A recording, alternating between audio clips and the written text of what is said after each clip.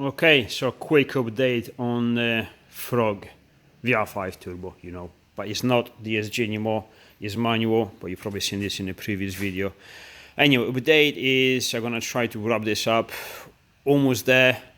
I have wasted a little bit of time, there was a bit of fuckery done. All the wiring room was done nicely.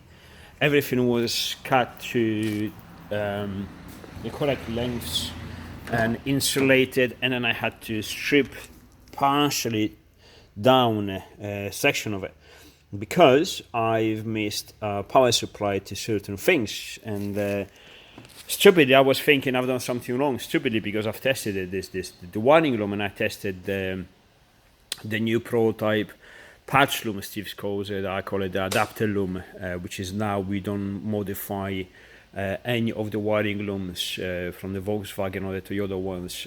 We give you the adapter you plug on both sides and everything works like factory. So the result is exactly the same, but you have to send anything. It costs less because it costs me less time to build it. Everything is brand new. But we're still waiting for a couple of plugs to arrive, for the Volkswagen plugs actually to arrive, and they're going to be back in production very quickly. Anyways, back to us. So ignitron.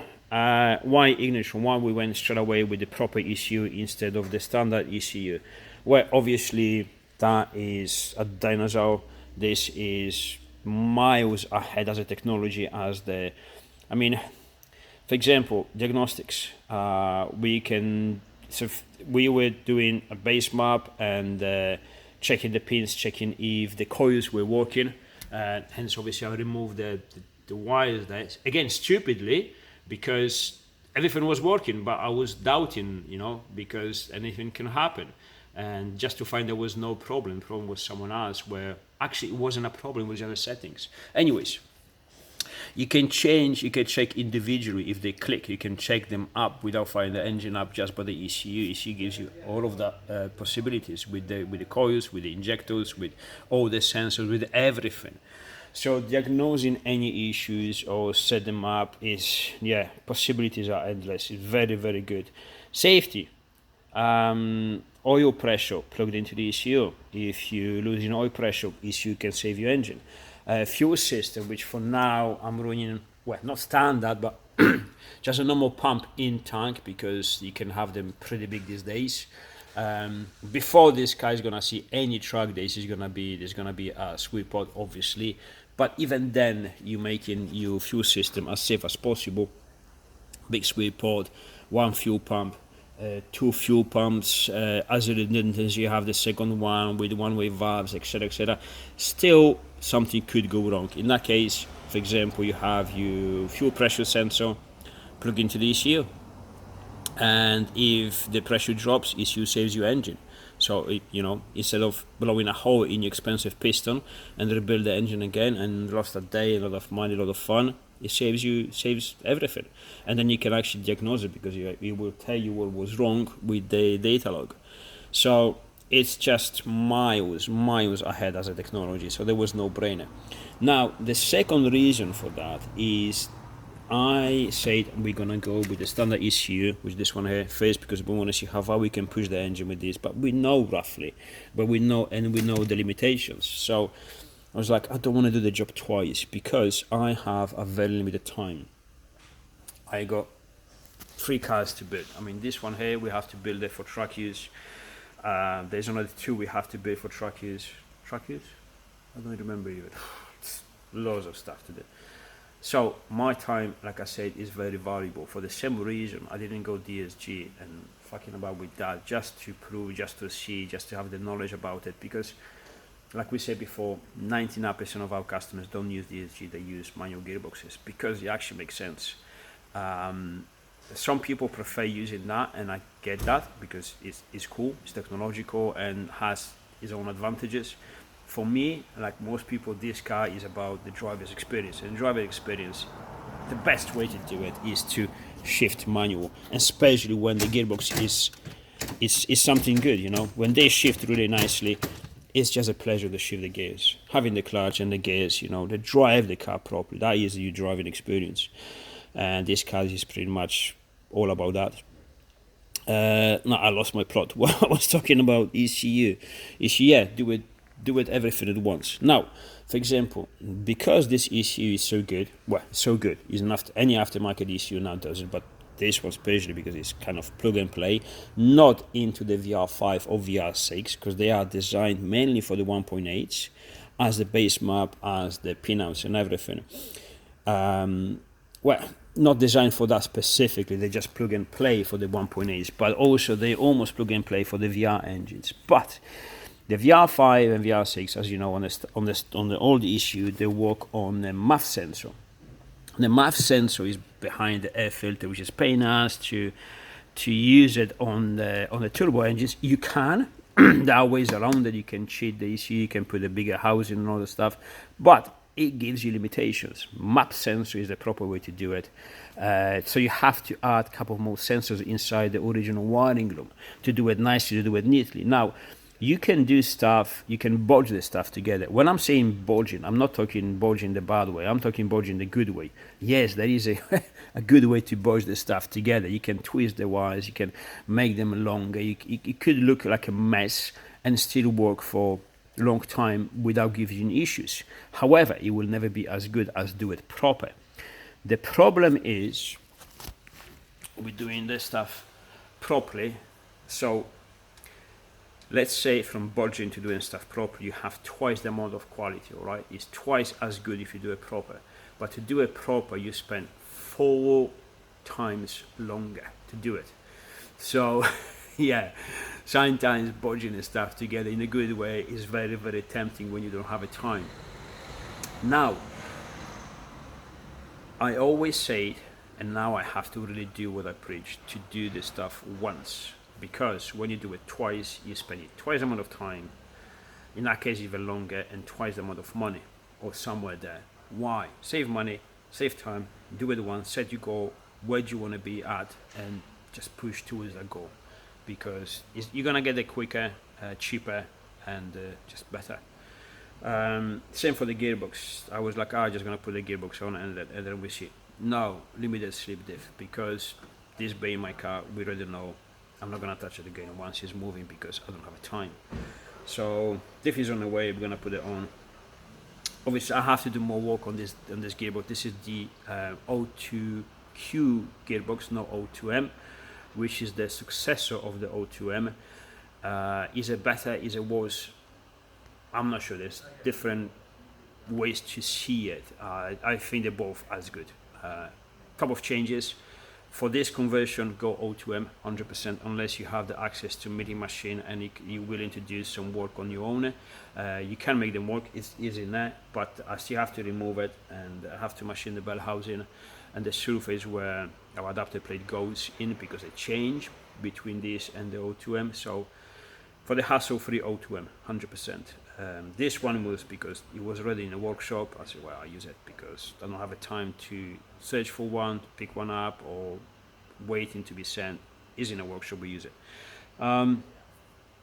What else? So yeah, do it proper. And do it once, done. What else? I think that's it. There's not much to it, because, for example, change the injectors for the 1000cc ones. You can't see it. It's under the plenum, so you can't see anything. It's down there. But that is a very job. Again, it takes a lot of time because you have to change the plugs, and because you want to do it proper. Each plug, it's time. You have to shrink them, insulate it, make sure everything is the correct size wires, the correct length, the correct positions. Nothing moves, nothing rubs against the engine, which might vibrate, may shorten it up. Just make it proper. It takes time. You don't see that stuff. And at every build, there is a point when the build is finished at about 60-70%. You have to come across the finishing stuff, the wiring loom, the correct lengths, where to put it, where to secure the ECU, where to secure a couple of pipes, the water lines, the fuel lines, where to put them on, the clips on the chassis so nothing rubs, nothing's going to give you issues, testing and checking, and small things, and where to put this stuff. All of that takes a long time. And the problem is when you build, for example, a turbo system, you put a turbo on, you see a massive progress. You put the boost systems up, it's a big job. You see a massive progress. You can visually see it. Even the air filter. This is temporary. This is just something I had to lie down in a workshop. This is not what it's going to be. But you put that on and you see the progress. Exhaust. You put the exhaust, you put some work on it, but you see the progress. Small things, you're going to be seeing the car in exactly the same shape. Almost unseen stuff that's going to be taking time out of you, and it's going to take the passion out of you, because like, oh shit, I just want it gone, I just want to be done, I just want to back on the road. You don't see any progress. It's almost depressing. Push it through, you're nearly there. Don't speed up, just pay attention to every small details, to the very end. There is no 1% that is unimportant. Sometimes even the 1% actually can, decide between the good job and bad job on working good and working pretty crap. So, do it proper. Even, you see, mount for the turbo and everything. Anyways, that's been done. Now, this once done is a great engine. I'm happy with this. I'm gonna be happy with this. I know is the engine that we don't actually know as good as we know the 1.8s, but I'm already loving this. It's in a great position. Yes, it is slightly heavier than 1ZZ. Obviously, it's a bigger engine. The gearbox is actually, I think these gearboxes are lighter than the standard 1ZZ gearboxes. They O2M and 2Q, they're actually quite light. So the difference in weight is not as big as you would think. Now, when you step into VR6, obviously there's going to be more weight. Obviously, it's a 6-cylinder engine. They're still small for what they are, because VR is very compact. But of course, you're going to have some difference in weight. But if you see where the engine sits, it's much more forward than 1ZZ. So I think and I believe the weight distribution is going to contrast the weight gain.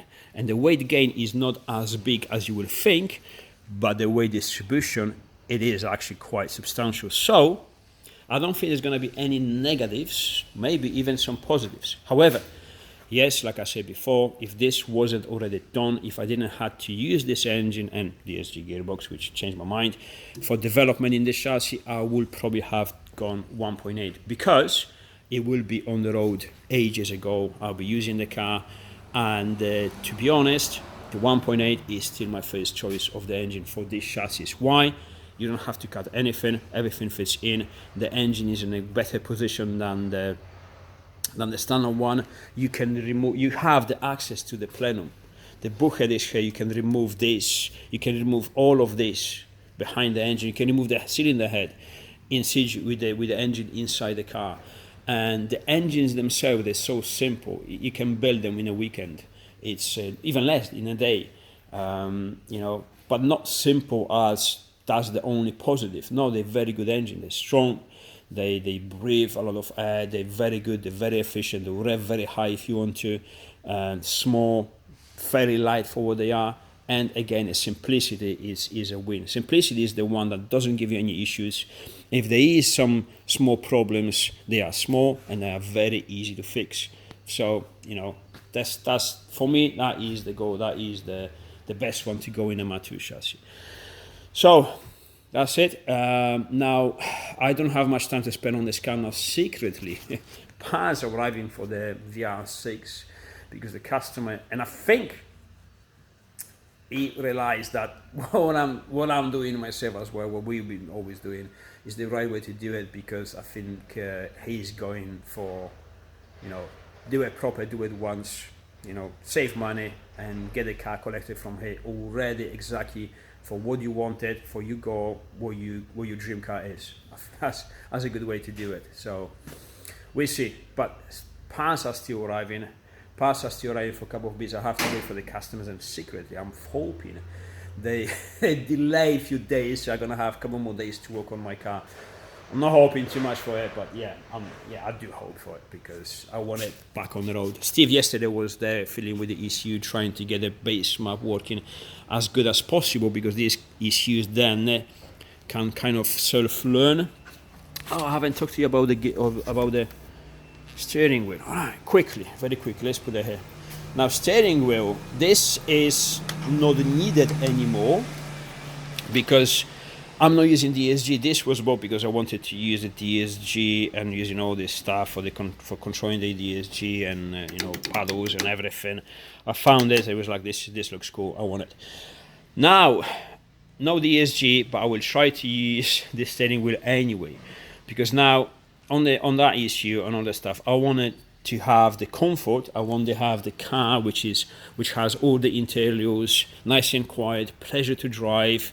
Okay, maybe not completely standard, but you know what I mean, just nice, not racy looking, not stripped down, no insulation, noise insulation removed, just a nice and comfortable road car combined with performance, I want to have my, for example, the fuel pump individually turn it on, like on the race cars. For obvious reasons, I want to have probably the secondary pump, or all the systems, ECU probably individual as well. So, probably gonna use these buttons instead of having a buttons, individual buttons on the dash or anything. So the car looks everything standard, not adding stuff besides some gauges because we're gonna need, and everything here. Also different maps. So, making an example: wet map, normal map, race map, nuts map, including launch control, anti-lag, rolling anti-lag, and all those gizmos you want to do, big pops and bangs from the exhaust, and obviously wife map, from when my wife wants to get a car and pick up some big from Tesco, because you don't want to be here. You want to be here, but also have to make sure she's not going to accidentally do it here or because she wants to. So we have to do some gizmos that is not so easy just to do it. Maybe holding the bottom and then change it, otherwise it wouldn't change because, yeah, and she better not watching these videos. This, for example, it could be traction control. Traction control, I think, has 5 or 7 different steps. So, wet, dry, half drive, or whatever, and then 7, again, wife. This could be your horn, just quite simply, this could be your nitrous. Although when you tune the steering wheel, you're thinking you're beeping at someone and you mistakenly... yeah, no, that could not be not a good idea. So anyway, so we try to use this anyway. I don't think I'd be able to use all of these buttons like these ones here. I don't have it used for all of them. Paddles, obviously not. DSG is not there anymore. Also, if one day is going to be sequential, I can use air shift. I can still use them. So we'll see. You never know. Anyways, now back to work. Subframes, I have to build another 2 subframes, including mine. I've just noticed last night Steve being Steve. And no, this is not happening. Because this looks cool, but then fabrication, it will have to be on me. I don't have the time for this. Imagine a dome pipe or the pipe work. No, it's not gonna happen. No. But this is. It's not just him. I mean, imagine when we both here in the workshop, we got 5-10 minutes or sometimes hours talking about some crazy ideas, and then we come up with this stuff. But then it's not all bad, because that is 1.8. All these conventions come up with the crazy ideas. We just put them, to life. Anyways, this is enough. The progress. This soon should be, ready for mapping. So happy days. See you soon.